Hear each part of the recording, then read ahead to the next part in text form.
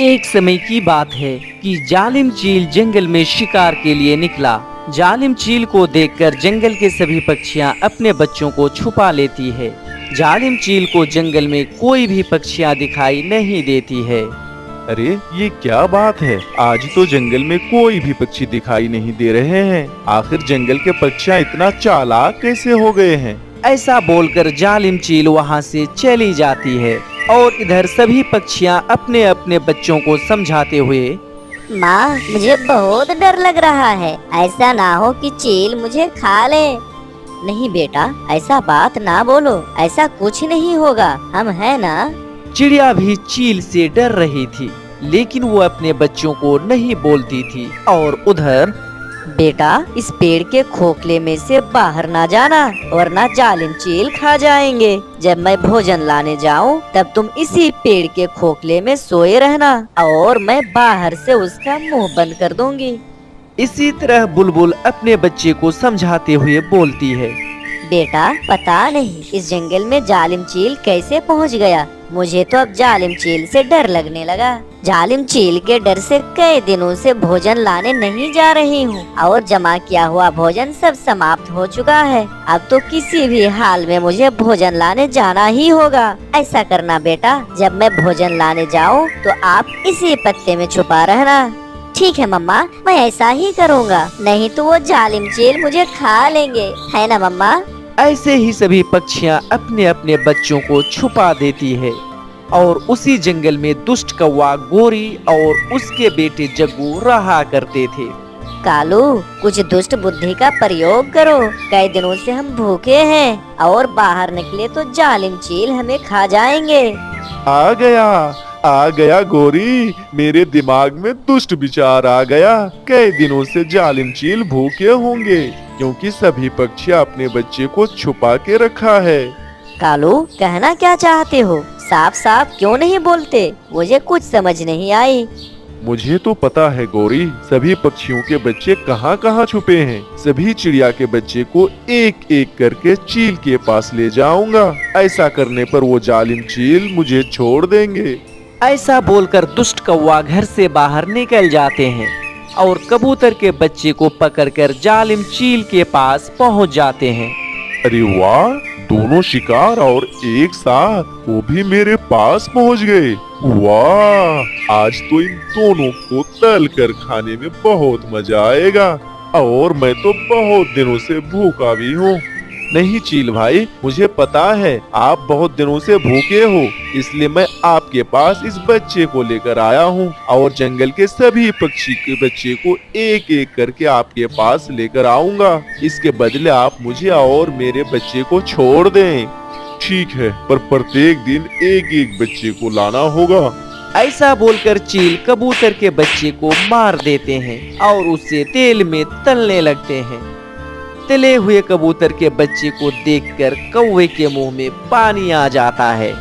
भाई चील, थोड़ा मुझे भी देना, ऐसा लगता है कि खाने में बहुत स्वादिष्ट लगेगा। ठीक है कौवे, मैं तुम्हें एक लेग पीस खाने को दूंगा।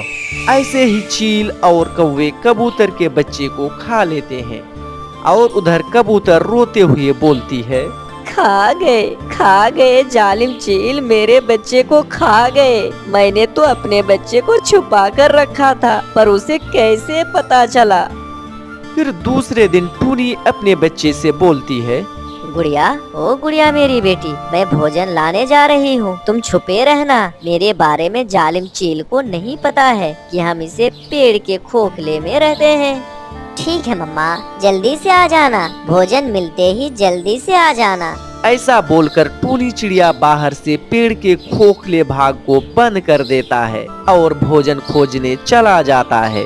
ऐसा करते हुए दुष्ट कौवा झाड़ी में छुपे ये देख रहा था। तभी कौवा पेड़ के पास पहुंच जाता है और पेड़ के ऊपरी सतह को हटा देता है और गुड़िया को पकड़कर जालिम चील के पास पहुंच जाता है।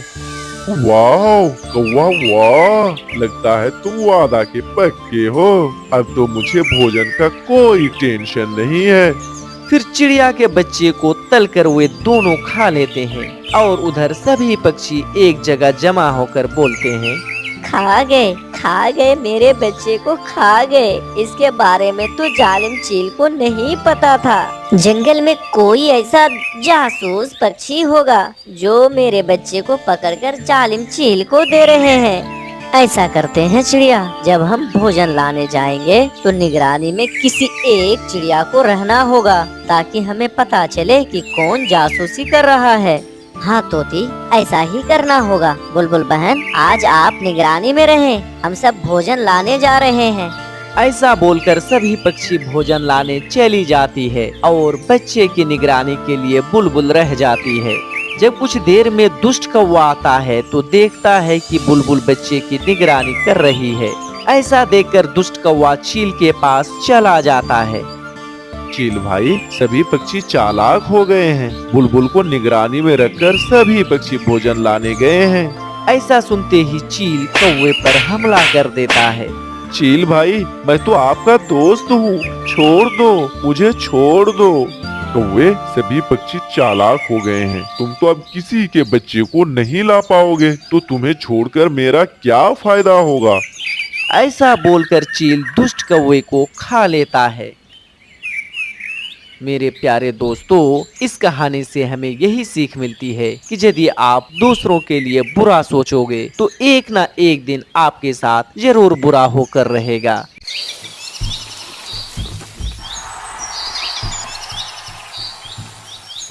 किसी जंगल में टूनी चिड़िया अपने दो बच्चों के साथ रहा करती थी। तो वहीं दूसरे पेड़ पर मिट्ठू तोता और बंटी कबूतर रहा करता था। और पास के जंगल में गोरी कौवी अपनी एक अंधी बेटी मुन्नी और पति दुष्ट कालू कौवा के साथ रहा करती थी। मुन्नी अंधी होने के कारण दुष्ट कौवा अपनी बेटी से काफी नफरत करता था। एक दिन दुष्ट कौवा अपनी बेटी मुन्नी से कहता है, मुन्नी, चलो, आज मैं दूसरे जंगल जा रहा हूँ, तुम भी मेरे साथ चलो, मैं तुम्हें घुमा कर लाता हूँ। नहीं, मेरी बेटी को मेरे साथ ही रहने दो कालू जी। अगर मेरी बेटी कहीं इधर उधर हो गई तो कहाँ ढूंढती फिरूंगी मैं अपनी बेटी को। मम्मा, आप मुझे जाने दीजिए ना। पहली बार तो आज पापा मुझे साथ लेकर जाना चाहते हैं। मम्मा प्लीज मुझे जाने दो ना। फिर गोरी कौवी मान जाती है और दुष्ट कौवा अपनी बेटी मुन्नी को लेकर जंगल की ओर रवाना हो जाती है। मुन्नी, सीधे मेरे पीछे पीछे उड़ती जाओ, कहीं इधर उधर मत हो जाना। ऐसे ही कालू कौवा अपनी बेटी को बहुत दूर किसी सुनसान जगह पर लेकर चला जाता है और उसे एक पेड़ पर बैठाने के बाद कहता है, यहाँ इस पेड़ पर ही तुम रुकी रहो मुन्नी, मैं तुम्हारे लिए पानी लेकर आता हूँ। मगर पापा, मुझे तो प्यास नहीं है। अभी बहुत दूर जाना है बेटे, रास्ते में कहीं पानी नहीं मिलेगा ना, इसलिए इधर ही पानी पी लेते हैं। फिर कालू कौवा वहां से चला जाता है।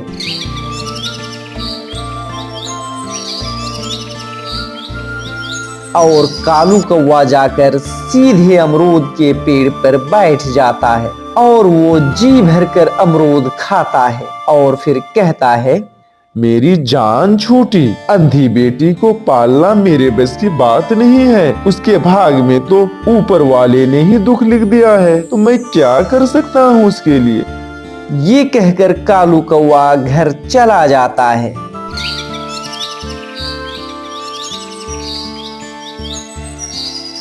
शाम होने को थी और इधर कालू की बेटी मुन्नी अकेली पेड़ पर बैठी हुई, इसलिए उसे डर लगने लगा था। इसलिए वो रो रो कर कहने लगती है, पापा आप कहाँ हैं? मुझे तो बहुत डर लग रहा है। मैं यहाँ हूँ पापा, मैं यहाँ हूँ। कहीं आप तो मुझे भूल नहीं गए ना पापा? मगर वहाँ कौन था जो उसकी आवाज सुनता। उसका पापा दुष्ट कौवा तो उसे छोड़कर घर चला गया था। कालू, मेरी मुन्नी कहाँ है जो तुम यहाँ अकेले आए हो? फिर कालू झूठ मूठ का रोने लग जाता है और कहता है, गौरी, गौरी, मैं अपनी बेटी मुन्नी को पेड़ पर बैठाकर पानी पीने गया था कि उसे एक राक्षस चील खा गया और मैं कुछ नहीं कर सका गौरी, कुछ नहीं कर सका। मैं अपनी अंधी बेटी को नहीं बचा सका गौरी, मुझे माफ कर दो।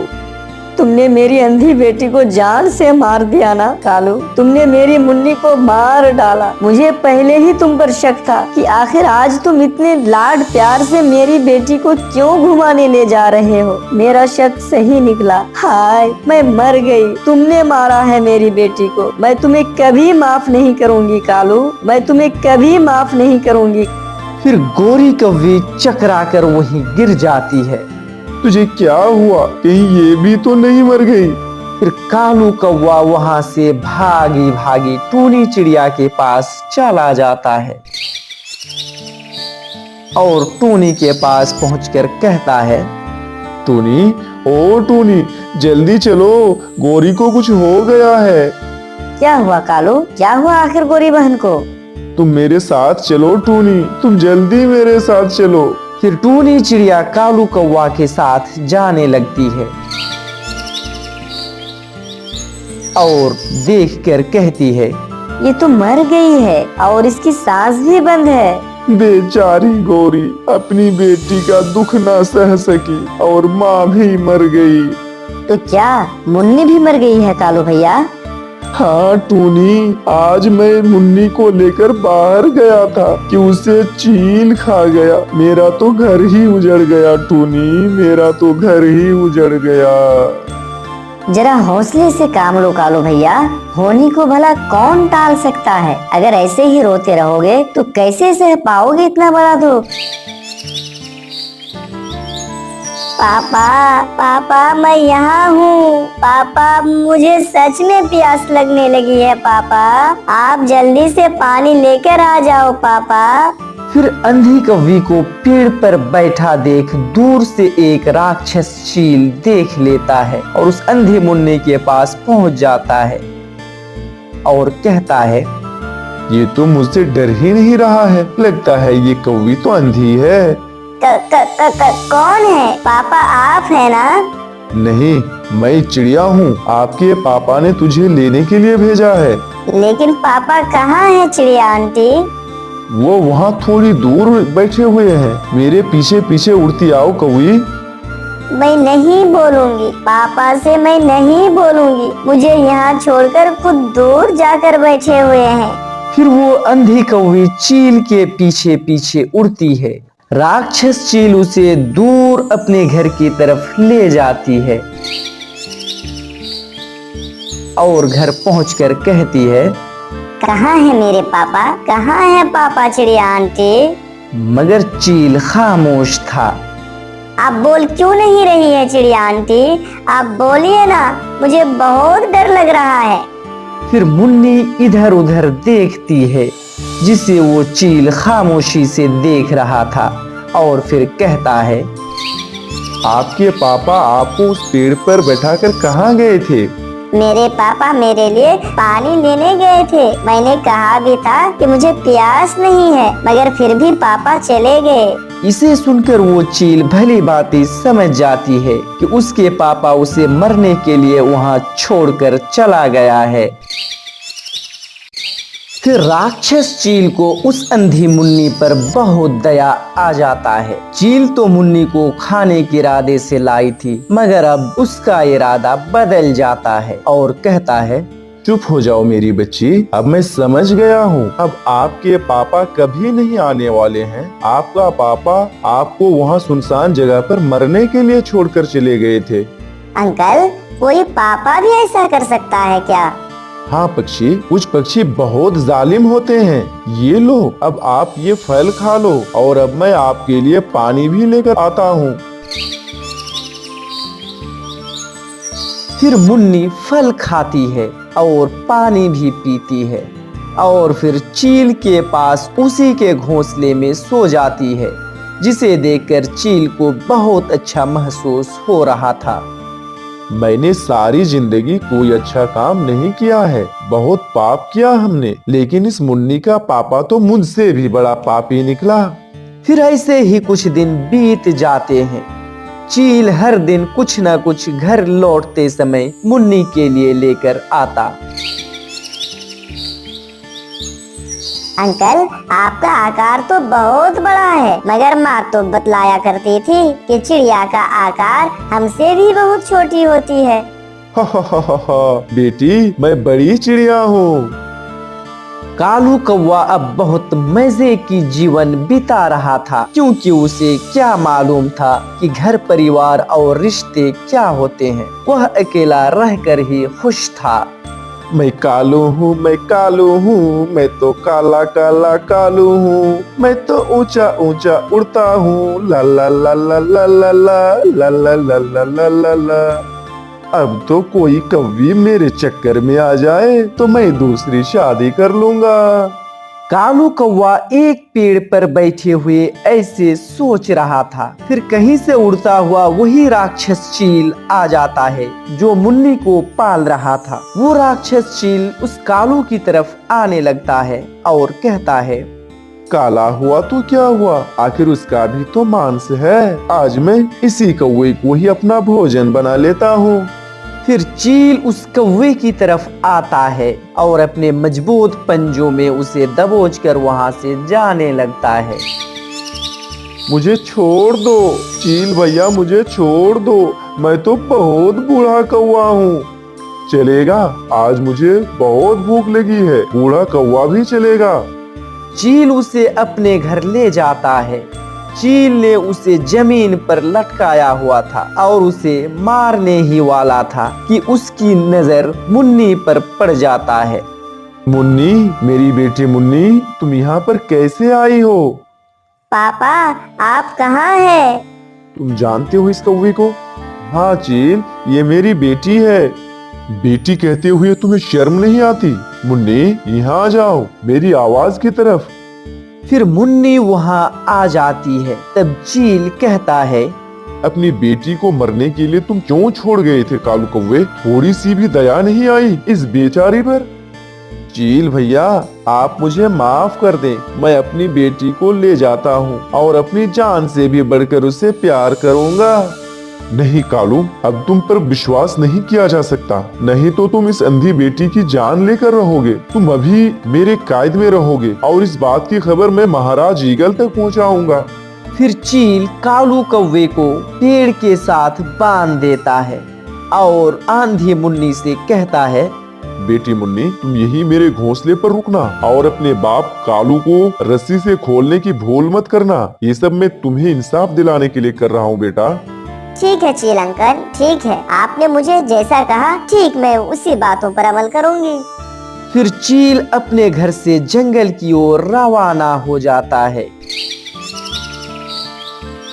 तो देखता है कि एक जगह टूनी, उसके बच्चे मिट्ठू, बंटी कबूतर और बुलबुल आपस में कुछ बातें कर रहा होता है। राक्षस चील को देखकर वहां से सभी पक्षियां डर के मारे भागने लगते हैं।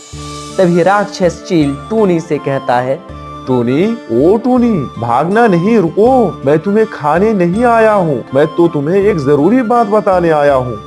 फिर डरते डरते टूनी रुक जाती है और कहती है, क्या बात है चील भैया, आपने मुझे क्यों रोका? दरअसल बात यह है टूनी कि दुष्ट कालू की बेटी मुन्नी मेरे पास सुरक्षित है और दुष्ट कालू भी। यदि मैं कालू के हवाले उसकी बेटी कर देता हूँ तो मुझे शक है कि वो मुन्नी को जान से मार डालेगा। इसलिए तुम इस बात की खबर महाराज ईगल को पहुँचा देना टूनी, जिससे मुन्नी को इंसाफ मिल सके। और तुम तो जानते ही हो टूनी कि मुझसे महाराज को पुरानी दुश्मनी है, इसलिए मैं उसके पास नहीं जा सकता। क्या कहा चील भैया, आपके पास मुन्नी है? हाँ टूनी, मेरे पास मुन्नी है और अब उसे कोई खतरा नहीं है। इसका मतलब कालू भैया ने मुझसे झूठ कहा था। इसका मतलब गोरी बहन भी इसी सदमे से मर गई है और कालू ने मुझसे झूठ कहा था। ठीक है चील भैया, मैं भी जाकर महाराज ईगल को सारी बातें बताती हूँ।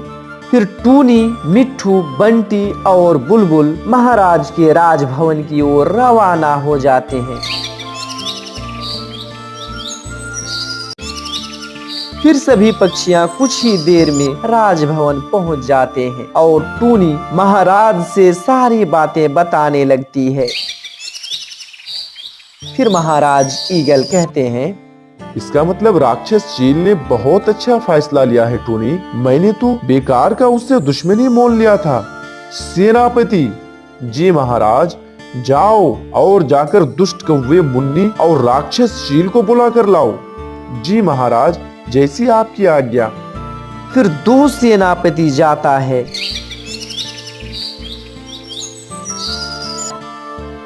और मुन्नी, कालू और राक्षस चील को बुलाकर लाता है। फिर महाराज ईगल दुष्ट कौवे से कहते हैं, टोनी ने तुम्हारे बारे में सारी बातें सच सच बता दी है। क्या रे दुष्ट कौवे, तुमने अपनी अंधी बेटी मुन्नी को मरने के लिए छोड़कर चला गया था और तुम्हारी पत्नी इस दुख को सह नहीं पाई, जिससे कोरी पहन भी हमेशा हमेशा के लिए ये दुनिया छोड़कर चली गई। इसके मौत का जिम्मेदार तुम ही हो दुष्ट कौवे, तुम ही हो। वो तो शुक्र मनाओ मेरे मित्र राक्षस चील का, जिसने तुम्हारी अंधी बेटी की जान बचाई और तुम पर दया किया। मुझे माफ कर दो चील मित्र, मैं तुम्हें गलत समझ बैठा था। मुझे माफ कर दीजिए महाराज, अब मैं कभी ऐसी गलती नहीं करूंगा। चुप कर दुष्ट कौवे, तुम्हारे माफी से क्या गोरी बहन वापस आ जाएगी? तुम्हें भी फांसी के फंदे पर चढ़ना ही होगा। तभी टूनी बीच में ही बोल पड़ती है, वो तो ठीक है महाराज, लेकिन अब मुन्नी बेचारी कहाँ रहेगी? इस बात का तो फैसला कर दीजिए महाराज। तुमने बिल्कुल ठीक कहा टूनी। हाँ, तुम मुन्नी बेटी, अब तुम किसके पास रहना पसंद करोगी? जी महाराज, मैं चील अंकल के पास रहना पसंद करूंगी, क्योंकि उन्होंने ही मुझे मुसीबत के समय बचाया है और अपने पापा से भी बढ़कर प्यार दिया है महाराज। मैं चील अंकल को छोड़कर कहीं नहीं जाने वाली हूँ। लेकिन एक बात है महाराज, मेरे पापा को जान से मत मारना। उन्हें भी जीने के लिए मौका दीजिए महाराज, जिससे वो सबक सीख सके। तुमने बहुत अच्छा फैसला लिया मुन्नी। दुष्ट कौवे, तुम अपनी जमीन के कागजात पर साइन करो कि ये जमीन हमने चील को बेच दिया है। महाराज, इतनी बड़ी सजा मत दीजिए, ये सजा भी कम है। दुष्ट कौवे, अगर भला चाहते हो तो जमीन के कागजात पर दस्तखत कर दो।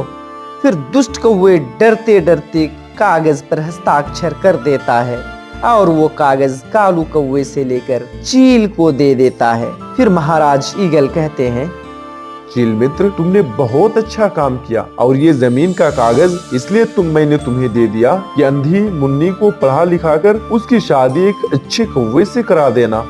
जी महाराज, आप मुझ पर विश्वास रखिए, बिल्कुल ऐसा ही होगा। ठीक है चील मित्र। और हाँ दुष्ट कौवे, अब तुम दर दर की ठोकर खाना और पागलों की तरह घूमते रहना। और टूनी, तुम्हारा भी बहुत बहुत धन्यवाद, जिससे मैं सही फैसला ले पाया। फिर सभी खुशी खुशी अपने घर को लौट जाते हैं और दुष्ट कालू मुंह लटकाए हुए रोते हुए वहां से जाने लगता है। दोस्तों, इस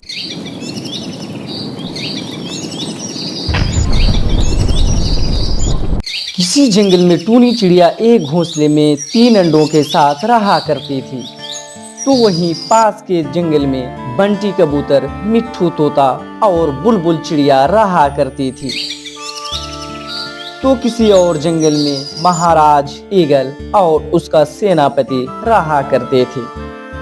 एक दिन टूनी चिड़िया अपने अंडे को देखते हुए कहती है, मैं अपने अंडे को छोड़कर कहीं नहीं जा सकती, क्योंकि मेरा घर पक्का नहीं है। अगर मैं अपने अंडे को छोड़कर कहीं बाहर गई तो पता नहीं कोई दुष्ट चील आकर मेरे अंडे को खा जाएगा। मैं अपने अंडे को छोड़कर बिल्कुल नहीं जाऊंगी।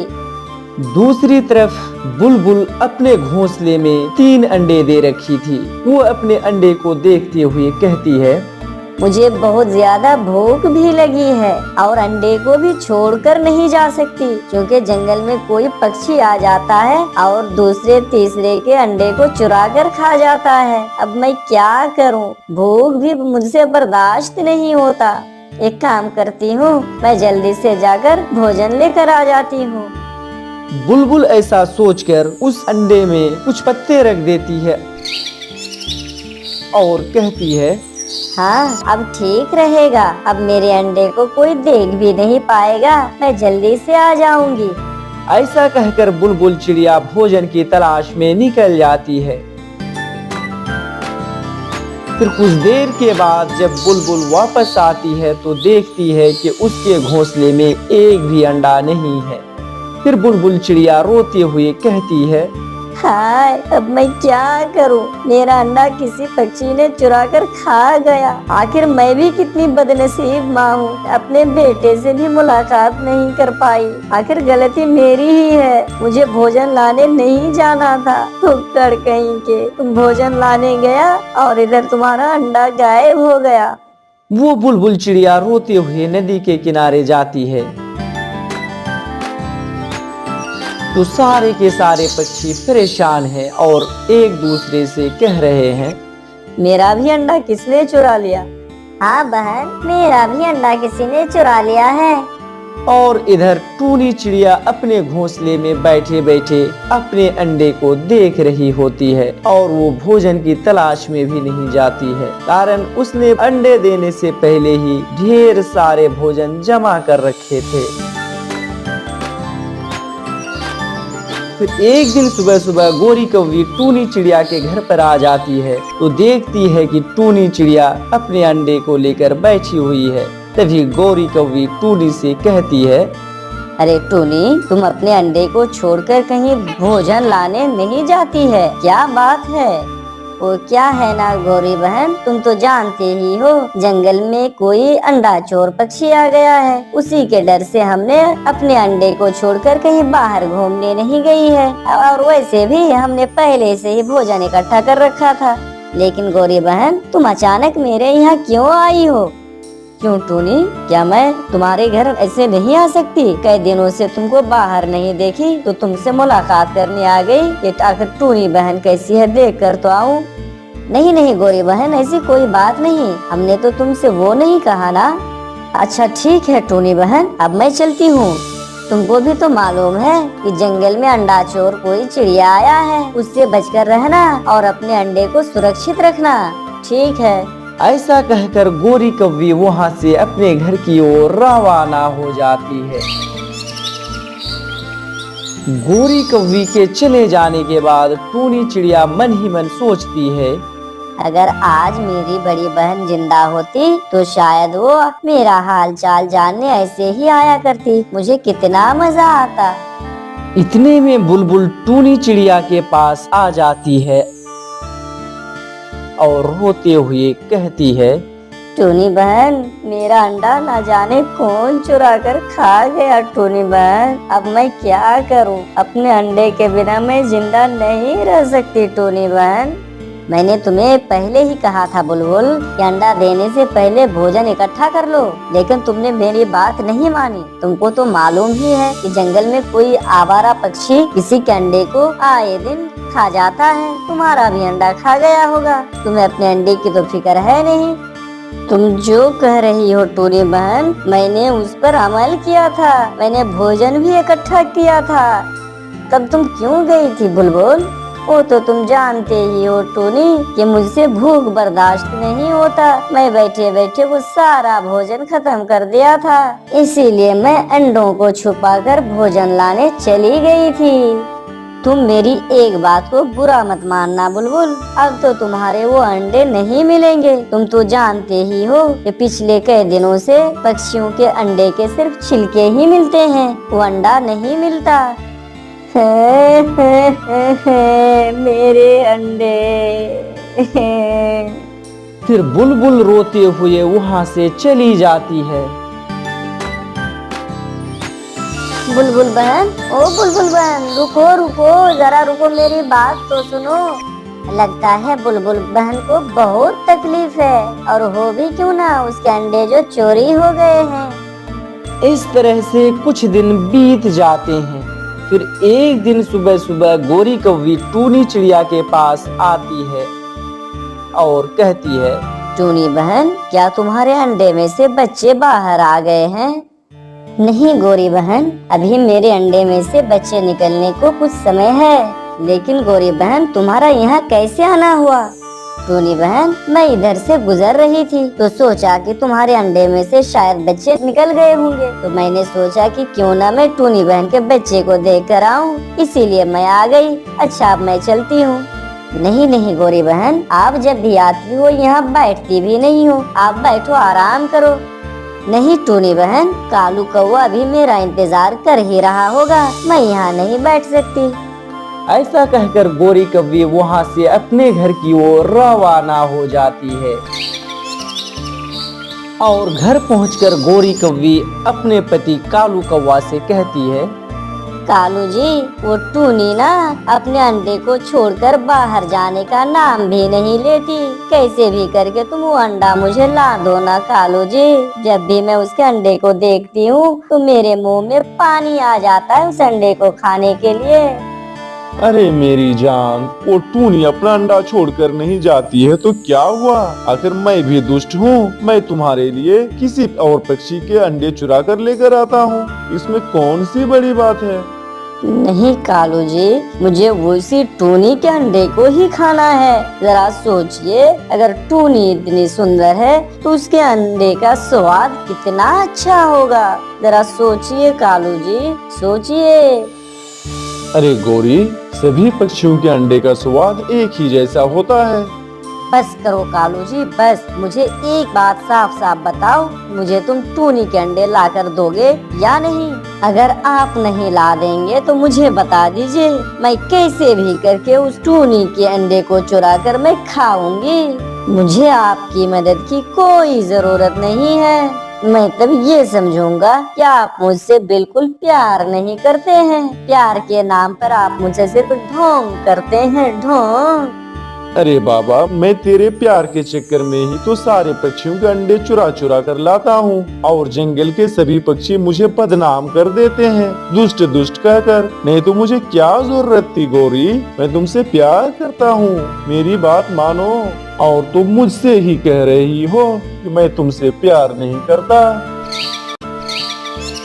तो फिर जाइए ना उसके पास और अंडे चुरा कर लाइए, जो टूनी अपने अंडे से चिपक कर बैठी हुई है। लगाओ ना अपना दुष्ट बुद्धि कालू जी। गोरी, वो टूनी चिड़िया बहुत समझदार है, वो अपने अंडे को छोड़कर कहीं नहीं जाने वाली है। हमें बस कुछ ऐसा सोचना होगा कि वो टूनी चिड़िया कुछ ही समय के लिए कम से कम अपने अंडे से बाहर जाए, तब जाकर हम उसके अंडे को चुरा सकते हैं, वरना ऐसा संभव नहीं है गोरी, संभव नहीं है। कालू जी, अंडा चुराने का काम तो तुम्हारा है, इसलिए आप जाओ। मेरा काम तो सिर्फ बैठे बैठे उन अंडों को खाना है। रुको गोरी, मुझे कुछ सोचने दो, कुछ दुष्ट विचार मेरे दिमाग में आ रहा है। क्यों हंस रहे हो कालू जी? मिल गया मुझे उपाय। क्या मिला कालू जी? उपाय ये है कि मैं और तुम टूनी चिड़िया के घोंसले में जाएंगे और हम कहीं बाहर छुप के रहेंगे और तुम टूनी चिड़िया से झूठ मूठ का नाटक करना और रोते हुए कहना कि मेरे पति कालू जी ने मुझे मारा है और वो जब तक नशा की हालत में मुझे मारता है। देखो कालू जी ने ये मेरा क्या हाल कर दिया है। चलो तुम जाकर मेरे पति कालू को समझाना और वो जब तुम्हारे साथ आएगा मैं फौरन उसके अंडे को चुरा लूंगा। है ना प्लान बहुत अच्छा? वाह कालू जी वाह, तेरी यही अक्लमंदी देखकर तो मैं अपने माँ बाप को छोड़कर आ गई और तुझसे शादी कर ली। वाह कालू जी। फिर गोरी और कालू योजना बनाने के बाद टूनी के घर की ओर रवाना हो जाती है। फिर एक पेड़ पर गोरी और कालू कौवा बैठ जाते हैं और गोरी कालू से कहती है, देखना कालू जी, मैं ऐसा एक्टिंग करूंगी वो टूनी चिड़िया भी दंग रह जाएगी। अरे कालू जी, घर के अंदर क्या आप भी जाएंगी? अरे अकल की अंधी, मैं यहाँ बाहर छुपी रहूंगी, सिर्फ तुम अंदर जाएगी। जब तुम दोनों घर से बाहर निकलोगे तो मैं फौरन अंडे को चुरा लूंगा। फिर गोरी कौवी टूनी चिड़िया के पास चली जाती है। टूनी बहन, ओ टूनी बहन, मुझे कितना मारा है कालू ने, तुम जानती हो टूनी बहन, वो बेवड़ा है, बेवड़ा कालू कौवा मुझे नशे की हालत में जब तक मारता रहता है, मुझे बहुत दुख होता है। टूनी, तुम चलो, चलकर समझाओ मेरे कालू को, नहीं तो मैं अपनी जान दे दूंगी। मगर गोरी बहन, कालू भैया तो ऐसा नहीं है। वो कभी शराब नहीं पीता है, कभी नशा नहीं करता है, और तुम कैसे कह रही हो गोरी बहन? ठीक है टूनी बहन, अगर तुम मुझे गलत समझ रही हो ना तो गलत समझो, लेकिन मैं जा रही हूँ। अब मेरा पति भी मुझे नहीं मानता तो मैं ऐसे जीवन जीकर क्या करूँगी? किसी कुएं में जाकर अपनी जान दे दूंगी। ऐसा कहकर गोरी कौवी वहाँ से अपने घर की ओर चली जाती है। फिर टूनी मन ही मन कहने लगती है, अरे ये गोरी बहन तो जान दे देगी, लेकिन मेरा अंडा भी तो है। आखिर मैं अपने अंडे को बचाऊं या गोरी बहन को, कुछ समझ नहीं आ रहा है। नहीं, अंडे तो फिर बाद में भी आ जाएंगे। मैं गोरी बहन को बचाती हूँ, क्योंकि वो बहुत ईमानदार है। मुझसे जब तक मुलाकात करने आती है, और झूठ मूठ का इसे जंगल में के सभी पक्षियों ने गोरी कौवी को बदनाम कर रखा है। फिर टूनी चिड़िया अपने अंडे को छोड़कर उस कौवी के साथ हो जाती है और दुष्ट कालू के घर की ओर रवाना हो जाती है। इधर दुष्ट कौवा टूनी के घर के दरवाजा खोल ही रहा होता है कि तभी वहाँ टूनी की सहेली बुलबुल आ जाती है और कहती है, कालू भैया, तुम यहाँ टूनी के घर के आगे क्या कर रहे हो? कुछ नहीं, वो टूनी घर के अंदर है, कुछ आवाज हो रही थी इसलिए मैं देख रहा था। क्या इसका मतलब टूनी सहेली कोई मुसीबत में होगी? दरवाजा खोलो, दरवाजा खोलो कालू भैया, दरवाजा खोलो। नहीं नहीं बुलबुल, नहीं, दरवाजा किसी के पूछे बिना नहीं खोलते कोई। तुम यहाँ से जाओ। मगर मैं यहाँ से क्यों जाऊँ? बुलबुल खिड़की से देखती है तो घर के अंदर कोई नहीं है। फिर घर के अंदर बुलबुल चली जाती है और उस अंडे के पास जाकर कहती है, अरे टूनी बहन इतना होशियार होने के बाद भी वो अंडा छोड़कर क्यों चली गई? क्या उसको नहीं मालूम इस जंगल में कोई दुष्ट पक्षी आया है जो सबों के अंडे को चुरा कर खा जाता है? जब तक टूनी बहन नहीं आ जाती है, मैं उसके अंडे की हिफाजत करूँगी। फिर कालू कौवा कहता है, बड़ा आया अंडे की रक्षा करने वाली, तुम खुद तो अपने अंडे की रक्षा नहीं कर पाई। मैं खुद अपने अंडे की रक्षा नहीं कर पाई मतलब? ये तुम्हें किसने बता दिया? गोरी ने बताया है मुझे। गौरी ने? मगर मैं तो टूनी बहन के अलावा किसी और को नहीं बताया था। फिर कुछ ही देर के बाद टूनी चिड़िया आ जाती है और फिर बुलबुल कहती है, अरे टूनी बहन, तुम अंडा छोड़कर क्यों चली गई थी? रे कालू भैया, आप यहाँ? आप तो नशे की हालत में थे, गौरी बता रही थी, लेकिन तुम यहाँ क्या कर रहे हो? मुझे कुछ काम है, मैं चला यहाँ से। फिर दुष्ट कौवा वहाँ से चला जाता है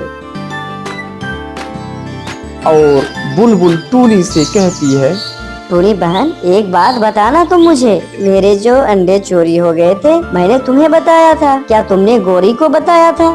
नहीं तो मैं भला क्यों बताऊं? तो फिर दुष्ट कौवा ने कैसे कहा कि गौरी ने मुझे बताया? मुझे तो शक है टूनी कि ये अंडा ये कौवा ने ही चुराया होगा। नहीं बुलबुल बहन, गौरी और ये कालू भैया ऐसा नहीं कर सकते हैं। वो तो बहुत ईमानदार हैं, जब तक मुझसे मेरी हाल खबर जानने भी आते हैं। नहीं टूनी बहन, ऐसा नहीं हो सकता है, मुझे इन पर पूरा शक है। अगर तुम देखना चाहती हो तो हम दोनों चलो इस घर के पीछे छुप जाते हैं, अभी वो आता ही होगा। फिर बुलबुल और टूनी एक पेड़ के आड़ में छिप जाता है और तभी दुष्ट कौवा और गोरी कौवी आती है और घर में देखती है तो टूनी नहीं है। फिर कहता है, बड़ा आया था टूनी अपने अंडे की हिफाजत करने। आप बोलो ना, सभी पक्षियों की तरह अब तुम्हारे अंडे को भी मैं चुरा लूंगा और मेरी पत्नी खाएगी। हाँ कालू जी, हाँ, टूनी के अंडे को तो देखकर कब से मेरे मुंह में पानी आ रहा था, लेकिन टूनी है कि अंडे छोड़कर बाहर जाने का नाम ही नहीं ले रही थी। ये सब बात सुनने के बाद टूनी चिड़िया आ जाती है और कहती है, रुको, खबरदार जो तुमने मेरे अंडे के ऊपर हाथ लगाया। और तब तक बुलबुल जंगल के सभी पक्षियों को बुलाकर लेके आ जाती है और कहती है, दोस्तों देखो, ये दुष्ट कौवा और गौरी अंडा चोर है और झूठ मूठ का हम लोग किसी और पक्षियों पर शक कर रहे थे, तभी पक्षियों के अंडे को इन्हीं दोनों ने खाया है। अब क्या देखते हो दोस्तों, मारो। फिर सभी पक्षी मिलकर दुष्ट कौवे और गोरी कौवी को मारने लगते हैं और वे दोनों तड़प तड़प कर वहीं दम तोड़ देता है।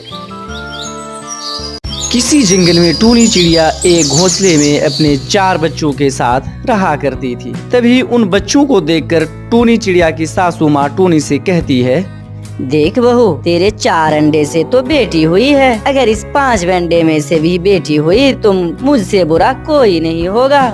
माँ जी, बेटा बेटी होना तो भगवान के हाथ में है, इसमें भला मैं क्या कर सकती हूँ। हमारे खानदान में आज तक कोई बेटी पैदा नहीं हुई है और तुम तो अपने ही बेटियों की लाइन लगा दी। तुम तो बस भगवान से प्रार्थना करो कि इस अंडे से बेटा चिड़ा पैदा हो, वरना तेरे साथ न जाने इस बच्चियों का भी क्या होगा। ऐसी सख्त बात बोलकर टूनी की सासू माँ वहाँ से चली जाती है। तभी टोना अपनी पत्नी टूनी चिड़िया के पास आ जाता है। अच्छा हुआ टोना जी जो आप यहाँ आ गए, सासू माँ तो मेरी सुने बिना ही यहाँ से चली गई। टोना जी, बच्चे तो भूखे हैं, इसके लिए थोड़ा दूध लेकर आओ। टोनी, घर में दूध नहीं है। मुझे पता है टोना जी कि घर में दूध नहीं है, आप जाकर कबूतर चाचा के दुकान से दूध लेकर आए। बच्चे को तो भूखे नहीं रख सकते हैं ना। दुकान से दूध लाने के लिए मेरे पास पैसे नहीं है। तुम भी कैसी कैसी बातें कर रहे हो टोना जी, बेटियां तो घर की लक्ष्मी हुआ करती है और आप हो कि इन्हें भूखा रखना चाहते हो। काहे की लक्ष्मी, जिंदगी का बोझ है बोझ, मरती है तो मर जाए, मुझे कोई फर्क नहीं पड़ता। फिर ये कहकर टोना चिड़ा भी वहाँ से चला जाता है। टोना और उसकी मम्मा को 4-4 बेटियां कांटों की तरह चुभ रही थी। टोना बेटे, ये लो जहर की शीशी, अगर 5 अंडे में से भी बेटी निकले तो दूध में ये जहर मिलाकर सबको मार देना, फिर मैं तेरी शादी दूसरी चिड़िया से कर दूंगी और फिर दोबारा से हम खुशियों भरा जीवन जिएंगे, है ना मेरे प्यारे लाडले बेटे। माँ, आपने ये बहुत ही अच्छा फैसला लिया और वैसे भी मैं इस टूनी चिड़िया से तंग आ गया हूँ। फिर दोनों की ये साजिश टूनी चिड़िया सुन रही होती है। फिर चुपचाप वो अपने कमरे में चली जाती है। फिर रात हो गई थी। अच्छा हुआ कि मैं दूध लेने खुद ही चली गई, वरना वो अपने बुरे मकसद में कामयाब हो जाते। इधर टूनी चिड़िया घोंसले में रखे अंडे पर नजर गड़ाए रखी थी। जैसे ही घोंसले से 5वीं बेटी बोलती है, टूनी के मानो होश उड़ जाते हैं। हे भगवान, जिसका डर था वही हुआ। मुझे तो अपने 5 बेटियों को लेकर यहाँ से भागना होगा, वरना सुबह होते ही वो जालिम टोना हमें जहर देकर मार देंगे। फिर टूनी चिड़िया अपने 5 बेटियों को अपने पीठ पर बैठाकर वहाँ से हमेशा हमेश के लिए दूसरे घने जंगल की ओर रवाना हो जाती है। फिर शाम हो जाती है। टूनी अपने बच्चे को लेकर सोई हुई थी। तभी कालू कौवा आकर कहता है, उठो उठो, अरे कौन हो, यहाँ आकर सोए हुए हो? अरे आप कालू भैया जी, मैं यहाँ हूँ। मेरा घर बार कुछ नहीं है, मैं क्या करूँ। मैं भूखे प्यासे हूँ और मेरा दिमाग कुछ काम नहीं कर रहा है। अरे दिमाग से तो अच्छी भली मालूम पड़ रही हो, साथ में 5-5 बच्चे भी हैं। नहीं बताना तो नहीं बताओ, लेकिन तुम तो मुझे अच्छी भली मालूम पड़ रही हो। कालू भैया जी, वो सब मैं तो बताऊंगी, लेकिन मेरे बच्चे भूखे हैं। प्लीज मेरे बच्चे को कुछ दूध ला कर दें। ठीक है टूनी, कोई बात नहीं, मेरा घर पास में ही है, मैं भी जाकर दूध लेकर आता हूँ। फिर कालू कौवा वहाँ से अपने घर की ओर चला जाता है और दूध का डिब्बा लेकर टूनी चिड़िया के पास आ जाता है। फिर टूनी चिड़िया दूध का प्याला लेकर अपने बच्चे को पीने देती है और कहती है, कालू भैया, आपका बहुत बहुत धन्यवाद। तभी इधर टोना अपनी मम्मा से कहता है, माँ जी, देखो टूनी चिड़िया घर में नहीं है और ना ही कोई बच्चा। पता नहीं रात को कहाँ गई होगी अपने बच्चे को लेकर। हो ना हो, इसका मतलब अपने 5 अंडे में से भी बेटी ही पैदा हुई है और हमारी बात टूनी चिड़िया ने सुन ली होगी, तभी अपने बच्चे को लेकर यहाँ से भाग गई। खैर कोई बात नहीं बेटा, मैं तुम्हारी शादी किसी अमीर घराने में करा दूंगी, जिससे वो दहेज में सोना भर भर कर ला सके और तुम खुशियाँ भरा जिंदगी जी सको। और इधर कालू कौवा को टूनी चिड़िया और उसकी 5 बेटियों पर काफी दया आ जाता है। टूनी चिड़िया, अब तुम कहाँ जाओगी? जंगल के सारे पक्षी अच्छे नहीं होते। हाँ कालू भैया, वो तो मैं देख ही रही हूँ कि तुम देख करके ही मेरे बच्चे पर कितना दया किया। और एक हमारे ससुराल वाले जो हमें जहर देकर मारने की सोच रहे थे। तुम कितने अच्छे हो कालू भैया। कोई बात नहीं, तुम चलो मेरे साथ, मेरे घर पर चलो टूनी, तुम वहीं रहना। तभी कालू कौवा टूनी चिड़िया और उसके बच्चे को लेकर अपने घर की तरफ चली जाती है। और कुछ ही देर के बाद कालू कौवा अपने घर पर पहुंच जाती है। टूनी चिड़िया और उसके बच्चे को देखकर कालू कौवा की पत्नी गोरी कौवी कहती है, कालू जी, ये तुम किस मुसीबत को उठा कर लेके आई हो और तुमने इसे लाने की हिम्मत कैसे की, वो भी मुझसे बिना पूछे। देखो गौरी जी, ये हमारे दूर के रिश्तेदार के खालू के, फूफा के, नाना के, पोता के, लाती के पोती हैं और ये कुछ ही देर के बाद चली जाएगी। फिर वहाँ से कालू अपनी पत्नी गोरी को लेकर नदी के किनारे पर चला जाता है। तभी गोरी कौवी अपने पति से कहती है, कालू जी, तुमने तो कहा था कि टूनी चिड़िया 2 महीने के बाद चली जाएगी, लेकिन वो तो अभी तक जाने का नाम ही नहीं ले रही है। अब भला कब जाएगी? देखो गौरी, उसके पति अभी अभी मरा है। उसके पति के मरे हुए कुछ ही दिन हुए हैं। उसको कैसे अभी भेज दें, तुम ही बताओ गौरी जी। नहीं नहीं, अब उस चिड़िया को एक पल के लिए भी मैं अपने घर पे नहीं रखूंगी। तुझे क्या मालूम कालू जी, एक तो महंगाई, ऊपर से ये 5-5 बच्चे का खर्च, दूध और पता नहीं क्या क्या, मैं उसे एक पल के लिए भी नहीं रख सकती। फिर गोरी कौवी गुस्से में घर आती है और टूनी चिड़िया से कहती है, टोनी, तुम्हें शर्म नहीं आई? दूसरे घर में आकर एकदम पैर जमा के बैठ गई और जाने का नाम ही नहीं ले रही है। तुम्हें मालूम है कि खर्च कितना है?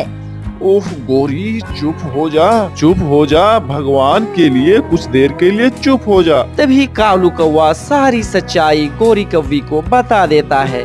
तभी गोरी कौवी कहती है, मुझे माफ कर दो टोनी चिड़िया, मुझे माफ कर दो। मुझे पहले ये नहीं पता था कि तुम्हारे साथ ऐसा हुआ है। देखो टोनी जी, मैं इतना निर्दयी नहीं हूँ कि मैं तुम्हें भगा दूँ, लेकिन मैं करूँ भी तो क्या करूँ? कालू ज्यादा कमाता भी तो नहीं है, इससे घर का खर्च कैसे चलेगा? जरा तुम ही बताओ तो।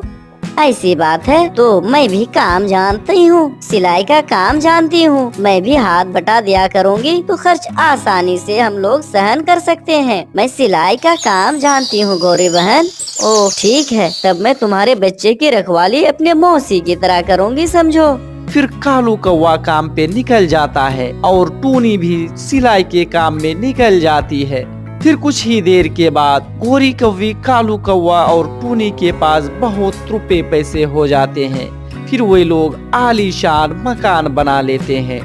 फिर एक दिन सुबह सुबह एक बूढ़ी चिड़िया उस घर में आती है और कहती है, मैं बहुत भूखी प्यासी हूँ, मुझे कुछ खाने दो गोरी बहन, मुझे कुछ खाने दो गोरी। गोरी बेटी, मेरी बहू ने मुझे मारकर घर से निकाल दिया है।